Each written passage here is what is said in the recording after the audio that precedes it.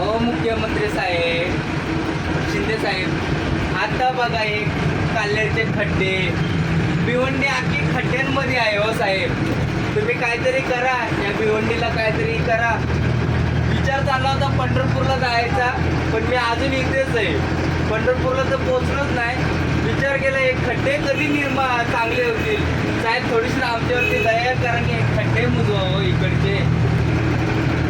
लोक व्यवस्थित पोचत नाहीत. आज मी बस चालवतो, मला आज कळतं हे खड्डे काय. तुम्ही एक विचार करा, या खड्ड्यामध्ये किती लोकांना त्रास होतो.